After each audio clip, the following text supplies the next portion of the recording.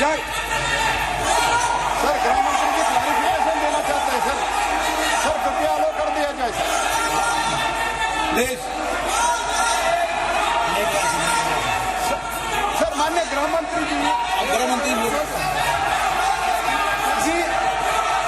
मैं माननीय अधीर रंजन जी ने दो चीजें फैक्चुअली इनकरेक्ट कही है, या तो वो विड्रॉ करे या तो आपने सदन के टेबल पर उसको रखवाना चाहिए। एक, महिला आरक्षण बिल लोकसभा में पास हुआ था, कभी पास नहीं हुआ। और दो, कि ये बिल पुराना लोकसभा में लंबित है। ये बिल 2014 में ही लोकसभा के विघटन के साथ ही ये बिल निरस्त कर दिया गया। माननीय अध्यक्ष, दोनों स्टेटमेंट फैक्चुअल इनकरेक्ट स्टेटमेंट है। इनकी स्पष्टता मैं आपसे अपेक्षा करता हूं कि इसकी स्पष्टता उनसे मांगी जाए, या तो रिकॉर्ड से दूर किया जाए या तो वो उसके समर्थन में कोई डॉक्यूमेंट टेबल पर रखें। अर्जुन मेघवाल जी, आप जब एक मिनट आप सीट बैठे, आप कंक्लूड कर दो प्लीज। बेटे कंक्लूड करो आप प्लीज। पहला दिन है, इतना बात बोलते हैं पहले दिन। आप प्लीज अपनी सीट बैठे कंक्लूड करें आप। अधीर रंजन जी धन्यवाद देते हैं। Sir, Lord Mountbatten posed a question to the to-be Prime Minister Jawaharlal Nehru. What is the ceremony that should be followed to symbolize the transfer of power from British to Indian hands? Nehru then consulted Raja Gopalachari, commonly known as Rajaji, who went on to become the first Viceroy of India. Rajaji identified the Chola model, where the transfer of power from one king to another was sanctified and blessed by high rulers. The symbol used was the handover of Sengal or scepter from one king to his successor. A golden scepter was crafted by Bhumidhi Bangaru Chetty, a famous jeweler in the Madras presidency.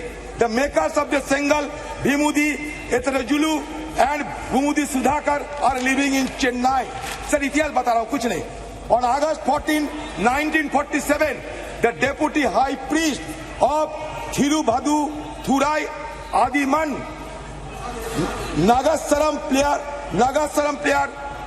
Rajaranti Pillai and Oduvar, a person who sings devotional songs in Tamil temples, were flown to Dil capital from the then Madras presidency. The ceremony was conducted as per Tamil tradition, and the Sengal was handed over to Nehru at his house. Okay. इसमें नई बात कुछ नहीं है sir. ये लेकर ऐसा sir बनाया जाता है माहौल कि ये कुछ नई आजादी हुए हैं हमारे देश पे, कुछ नहीं कुछ हो रहे हैं। सर मैं बहुत सारे सलाह है सर, मैं सिर्फ एक बात कहना चाहते हैं कि ये सदन, ये सब मत समझिए कि ये ईंट काटर पत्थर की सदन है सर।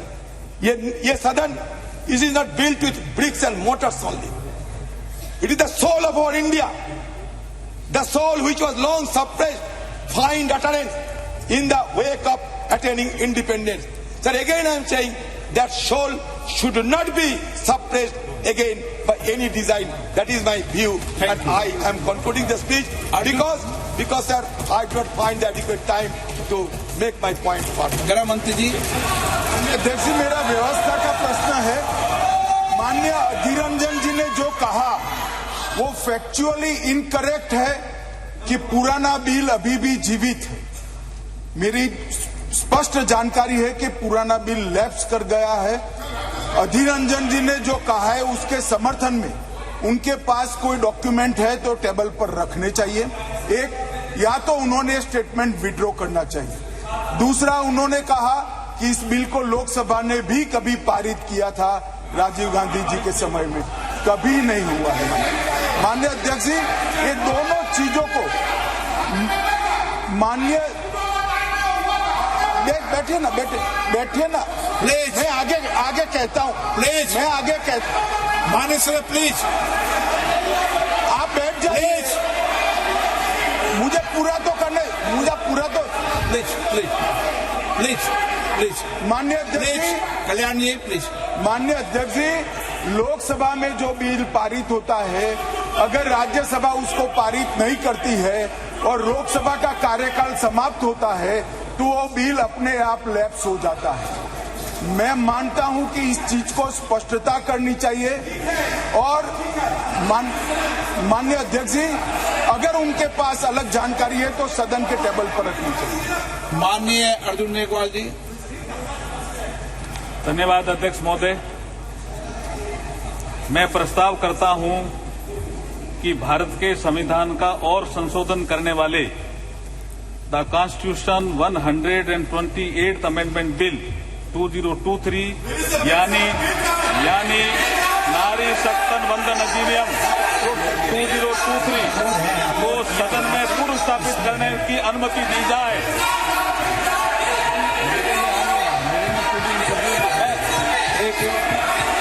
मैं बोलना भी चाहता हूं सर। सप्लीमेंट्री बिजनेस में देखिए, बिल को अपलोड सप्लीमेंट्री बिजनेस में देखिए, बिल को अपलोड कर दिया गया है। नई टेक्नोलॉजी है संसद की अपलोडेड और भी नई है। टेक्नोलॉजी में आप इसमें देख लें अपलोडेड भी है, बिल अपलोडेड अपलोड भी कर है, दिया है। अपलोडेड भी है। अध्यक्ष जी, मैं कुछ बोलना चाहता हूं। अध्यक्ष जी, नई टेक्नोलॉजी है संसद में, आप इसको चलाइए। इसमें बिल लोड कर दिया गया है। आप बिल अपलोडेड भी है। मैं बोलना चाहता हूं अध्यक्ष जी, कुछ बोलना चाहता हूं। अध्यक्ष जी,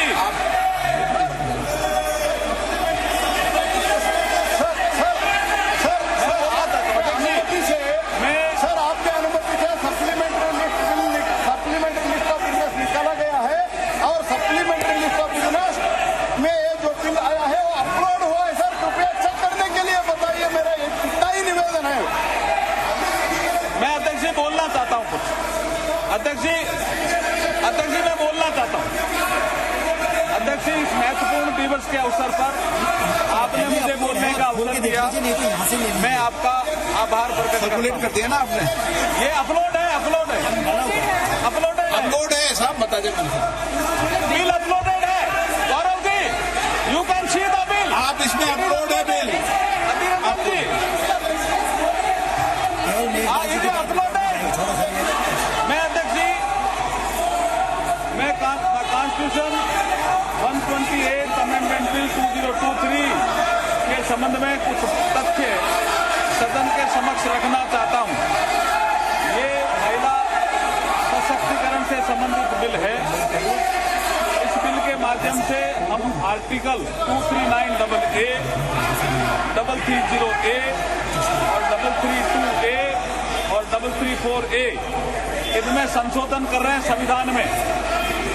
अध्यक्ष जी, 239AA के माध्यम से 33% सीटें national capital territory of Delhi के लिए महिलाओं के लिए रिजर्व होगी।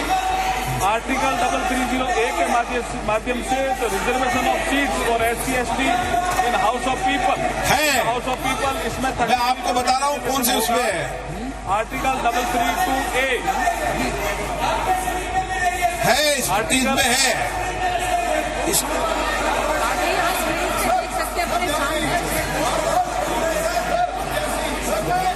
I would like to clear them, sir. It is already uploaded, sir. Supplementary list. It is already uploaded, sir. We are able to see it.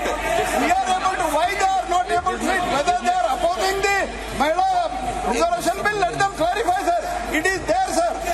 Let them understand, sir. It is already there. ये तो है, sir, already. मेरे अभी जो इधर रखा है tab, ये टैब में आ रहा है। You please try to understand the technology. हम आज भारत में डिजिटल इंडिया के बात कर रहे हैं। चेक करा दो गौरव जी, चेक करा दो कृपया। चेक करिए, please check mister Gaurav. Digital console में एसएमएस में भी है, चेक। ये मेरी स्क्रीन पर दिख रहा है, तो आप सबकी स्क्रीन पे दिख रहा है। आप चलो 1 मिनट देख लो। सबके डेस्क पे है, उनको रिवाइज लिस्ट ऑफ बिजनेस में देखिए। रिवाइज लिस्ट ऑफ अर्जुन जी आप कंटिन्यूस कीजिए। ठीक, अध्यक्ष जी, इनको शांत कराइए। आप तो कंटिन्यूस कीजिए। अध्यक्ष जी, इतना महत्वपूर्ण बिल है, महिला सशक्तिकरण से संबंधित महत्वपूर्ण। अधीर रंजन जी सुनिए, 2 मिनट सुनिए, मैं वही बोल रहा हूं। अध्यक्ष जी, the constitution 128 amendment bill 2023, it's a very important amendment, it's a very important bill. Adhir Ranjan ji सुनिए थोड़ा, आर्टिकल 239AA हम इसमें इंसर्ट कर रहे हैं, जिसके माध्यम से 33% महिलाओं को रिजर्वेशन मिलेगा। किसमें? The national capital territory of Delhi. उसके बाद हम आर्टिकल 330A में अमेंडमेंट कर रहे हैं, जिसके माध्यम से लोकसभा में reservation of seats for schedule caste and schedule tribe, जो प्रावधान पहले से है उसी में ही हम 33% महिलाओं के आरक्षण की बात कर रहे हैं। उसी में हम 33% महिलाओं के आरक्षण की बात कर रहे हैं। एक आर्टिकल 332 है, जिसमें रिजर्वेशन जो दिया हुआ है इसमें असेंबलीज के लिए, उसमें भी स्टेट लेजिस्लेटिव असेंबली में 33% महिलाओं के लिए आरक्षण की व्यवस्था कर रहे हैं। ये बहुत इंपॉर्टेंट बिल है। और फिर आर्टिकल 334A में एक नया हम क्लॉज जोड़ रहे हैं, जिसके माध्यम से इस महिला रिजर्वेशन की जो अवधि होगी वो 15 साल के लिए होगी। उसकी यदि बढ़ाना होगा तो संसद इसको अधिकार होगा वो बढ़ाने का। मैं इसके माध्यम से कहना चाहता हूं, आपको एक समझाना चाहता हूं अधीर रंजन जी। अभी जैसे 543 नंबर है, it is already there in the you can see in the supplementary list of the business, you can see in the supplementary list of the business. देखिए 543 नंबर है अभी, उसमें Balu ji you can see now bill also in your hand, Balu ji you can sit now. एक minute Arjun ji, आज bill introduce हो रहा है, केवल कल बिल पर बिल डिबेट होगी, जब आप अपने विचार रख करना। अर्जुन जी मेघवाल।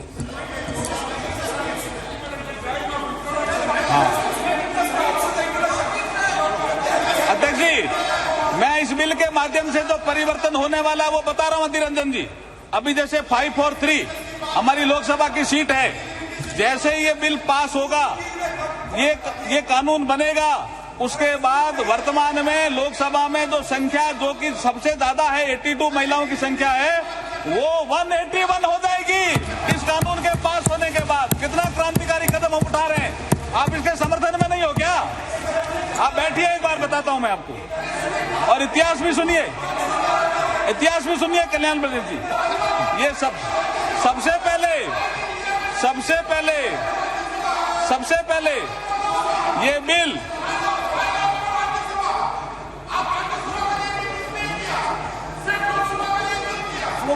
राज्यसभा में भी करेंगे हम। अब आप सुनिए कल्याण जी, राज्यसभा में बुलाएंगे। देखिए सबसे पहले ये बिल, मैं इतिहास बता रहा हूं उसका। सबसे पहले ये बिल सितंबर 96 देवेगौड़ा जी के समय आया, वो भी 11वीं लोकसभा में।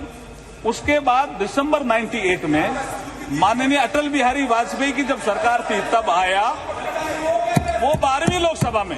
उसके बाद दिसंबर 99 में अटल जी की सरकार थी, तब फिर आया 13वीं लोकसभा में। और ये जिसका जिक्र कर रहे हैं डॉक्टर मनमोहन सिंह जी के समय जो बिल आया, वो लोकसभा में नहीं आया, वो आया मई 2008 में राज्यसभा। यही यहां से षड्यंत्र की बू आती। और राज्यसभा में आने के बाद ये डिपार्टमेंट रिलेटेड स्टैंडिंग कमेटी में गया, और वहां ये बिल जब रिपोर्ट आई तो मार्च 2010 में 9 मार्च 2010 में राज्यसभा ने इसको पास किया। उसके बाद राज्यसभा ने कम्युनिकेट किया लोकसभा को, और जब रिपोर्ट किया तो लोकसभा के सेक्रेटरी जनरल जब इसको रिपोर्ट किया तो ये लोकसभा की प्रॉपर्टी बन गई। और 15वीं लोकसभा जैसे ही भंग हुई, अध्यक्ष जी, 15वीं लोकसभा जैसे ही भंग हुई 18 मई 2014 को, ये बिल भी लैप्स हो गया और इन लोगों ने पारित नहीं किया, पारित नहीं किया। मैं कॉन्स्टिट्यूशन का प्रोविजन पढ़ना बताता हूँ अधीर रंजन के लिए। अभी सुनिए, आप सुनिए द प्रोविजन। ये इसके बाद मैं अधीर रंजन जी, देखिए आर्टिकल 107। अरे सुनो तो सही, मैं इसके बिल के प्रावधान में मैं देखिए माननीय अध्यक्ष महोदय, आज नई संसद के पटल पर इस नारी शक्ति वंदन विधेयक 2023 को प्रस्तुत करते हुए मुझे अपार हर्ष और गर्व की अनुभूति हो रही है। आज ये सदन नारी शक्ति को लोकसभा और राज्यसभा में 33% भागीदारी देने का साक्षी बनेगा। भारत के यशस्वी प्रधानमंत्री श्री नरेंद्र मोदी जी की सोच हमेशा से नारी को शक्ति स्वरूप मानने की रही है और माननीय प्रधानमंत्री जी के नेतृत्व में देश में आज वुमेन डेवलपमेंट से वुमेन लेड डेवलपमेंट की ओर तेजी से कदम बढ़ा रहा है देश। आज हर क्षेत्र में, चाहे वो अंतरिक्ष हो, सेना हो, पुलिस हो, खेल जगत हो, उद्यमिता हो, व्यवसाय हो, साहित्य हो, कला हो, महिलाएं प्रभावशाली नेतृत्व करके देश को गौरवान्वित कर रही है। आज हम प्रधानमंत्री मोदी जी के नेतृत्व में नारी शक्ति वंदन विधेयक प्रस्तुत कर सच्चे अर्थों में नारी शक्ति को उनका अधिकार देने जा रहे हैं। अध्यक्ष महोदय, हमारी संस्कृति में नारी को सदैव से शक्ति स्वरूपा माना गया है। हमारे श्लोकों में भी कहा गया है, या देवी सर्वभूतेषु शक्ति रूपेण संस्थिता, नमस्ते नमस्ते नमस्ते नमो नमे। अध्यक्ष महोदय, मैं इस अवसर पर भारत के संविधान निर्माता बाबा साहब भीमराव अम्बेडकर का एक कोट आपके समक्ष प्रस्तुत करना चाहता हूं, कोट अनकोट। बाबा साहब को किसी ने पूछा कि आप किसी समाज के उत्थान की प्रगति कैसे नापते हो, व्हाट इज द पैरामीटर कि ये समाज या देश, ये राष्ट्र उन्नति कर रहा है। तो बाबा साहब ने एक कोट कहा था, उसको मैं कोट अनकोट कह रहा हूं। उन्होंने कहा, I measure the progress of a community by the degree of progress which women have achieved, which women have achieved. महिलाएं अगर किसी देश में प्रगति कर रही है तो मैं समझता हूं कि वो समाज, वो राष्ट्र प्रगति कर रहा है। ये बाबा साहब ने कहा था। अध्यक्ष महोदय, मैं इस अवसर पर भारत के संविधान के शिल्पकार बाबा साहब भीमराव अम्बेडकर जी को इसलिए भी याद करना चाहता हूं कि 25 नवंबर 1949 को बाबा साहब ने कहा था इसी सेंट्रल हॉल में, जिसमें आज लास्ट फंक्शन हुआ, कि हम एक ऐसे युग में प्रवेश कर रहे हैं कि हम राजनीतिक क्षेत्र में तो समानता होगी, लेकिन सामाजिक और आर्थिक क्षेत्र में समानता नहीं होगी। इसको कौन दूर करेगा? आने वाली सरकारों का ये इसका काम होगा। लेकिन ये नहीं कर पाए जो सरकारें आई। लेकिन जब प्रधानमंत्री मोदी जी आए 2014 में, तो जन धन अकाउंट आया, एक महिला के अकाउंट, एक के अकाउंट नहीं, ये असमानता थी। अध्यक्ष महोदय, पीएम आवास, एक के घर कच्चा, एक के पक्का, ये असमानता थी, जिसकी ये बात अधीर रंजन की कर रहे थे। एक के घर शौचालय, एक के घर शौचालय नहीं, ये असमानता थी। एक के घर बिजली, एक के घर बिजली नहीं। एक के घर गैस, एक के घर गैस नहीं। एक के घर नल से जल और एक के घर नल से जल नहीं। और मुद्रा योजना में भी, जैसे प्रधानमंत्री ने जिक्र किया, स्टैंड अप इंडिया में भी 1 लाख से 10 करोड़ तक का लोन। ये असमानता दूर करने का काम अगर किसी ने किया है तो प्रधानमंत्री नरेंद्र मोदी जी ने किया है। इसलिए ये महिलाओं को सशक्तिकरण भी करेगा और महिलाओं का उत्थान भी करेगा और ये दिशा भी देगा। इसलिए मैं इसकी अनुमति चाहता हूं आपसे। ये नारी शक्ति वंदन विधेयक भारत के विकास में नारी शक्ति की भूमिका को निर्धारित करने वाला होगा। 2047 तक के अमृतकाल में विकसित भारत के निर्माण में मील का पत्थर साबित होगा। महिला सशक्तिकरण में वुमेन लेड डेवलपमेंट को नई दिशा देने वाला होगा। नए भारत के निर्माण में ऐतिहासिक महिला नेतृत्व को पहचान दिलाने वाला होगा। संपूर्ण विश्व के लिए प्रेरणा देने वाला ये सिद्ध होगा। इसलिए मैं आपसे अनुमति चाहता हूं कि इस विधेयक को पुनर्स्थापित करने की अनुमति दी जाए। धन्यवाद। प्रश्न ये कि विधेयक को पुनर्स्थापित करने की अनुमति प्रदान की जाए। प्रश्न है कि विधेयक को पुनर्स्थापित करने की अनुमति प्रदान की जाए। जो सदस्य इसके पक्ष में हाँ गए, जो सदस्य विरोध में ना गए, मेरे विचार में निर्णय हाँ वालों के पक्ष में, हाँ वालों के पक्ष में। माननीय मंत्री जी अब विधेयक को प्रस्तावित करें। I introduce the bill. Honorable Speaker sir, I introduce the bill.